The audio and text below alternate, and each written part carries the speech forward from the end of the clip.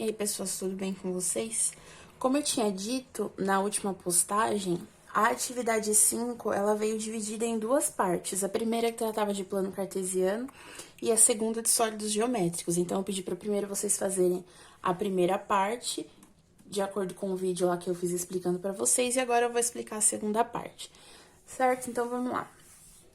Primeira coisa que a gente precisa entender.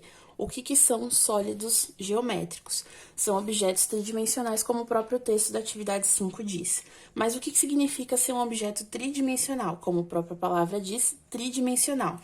Tri significa 3, certo?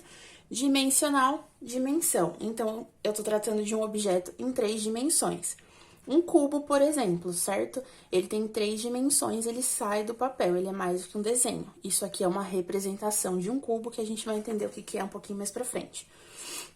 Mas vamos lá, o que significa dizer que é um objeto tridimensional que ele tem 3 dimensões?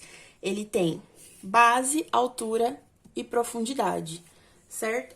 Ou como diz o exercício de vocês, largura, altura e comprimento. É o que diz a atividade do cidadão PG. Isso significa dizer, por exemplo, eu desenhei aqui um cubo. Aqui eu tenho a base, a profundidade e a altura, certo? Então, num desenho de um sólido geométrico, eu tenho 3 dimensões, e essas 3 dimensões são essas descritas aqui. Então, vamos lá. Os sólidos geométricos, eles são divididos em poliedros e não poliedros. Qual a diferença entre eles?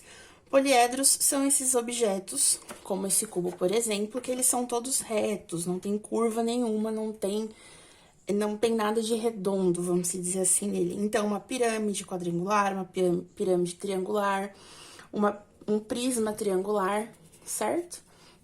Nenhum deles tem curva. Agora, uma esfera tem curva, então é um não poliedro. Um cone também tem curva, então ele também é um não poliedro. Essa é a diferença entre esses dois tipos de sólido geométrico. Seguindo em frente, a gente vai analisar aqui quais são os principais elementos de um sólido geométrico. O que a gente analisa quando a gente pega uma figura dessa? Face, aresta e vértice. O que vem ser cada uma dessas coisas? Face, cada uma dessas frentes aqui. Aqui eu tenho uma face, aqui outra, atrás outra, ok? Aresta são essas linhas da borda, vamos dizer assim, do meu sólido geométrico. E o vértice é o ponto de encontro das minhas arestas. Então, cada pontinho desse, onde eles se encontram aqui, isso aqui é uma aresta, é um vértice, perdão. Então, vamos analisar essa figura que eu coloquei aqui pra gente. Vamos analisar quantas faces, quantas arestas e quantos vértices ele tem. Primeiro, vamos no mais fácil, que já tá pontuadinho aqui, quantos vértices ele tem. 1, 2, 3, 4, 5, 6, 7, 8. Então, ele tem 8 vértices. Para quem não se lembra, isso daqui é um paralelepípedo, tá? Não é um cubo. O cubo tem todos os lados iguais, como aquele desenho que eu fiz anteriormente. Então, vamos lá. Ele tem 8 vértices. Quantas arestas? Vou riscar aqui para ficar mais fácil de enxergar.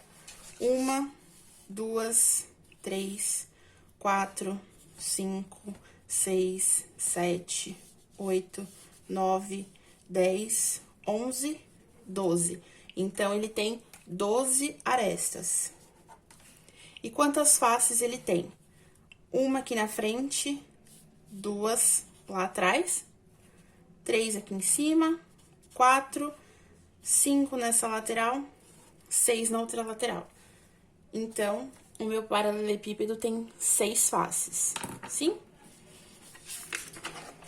Seguindo adiante, no sólido geométrico, a gente tem duas formas de representação. Então, isso aqui é o meu sólido, ok? Um cubo.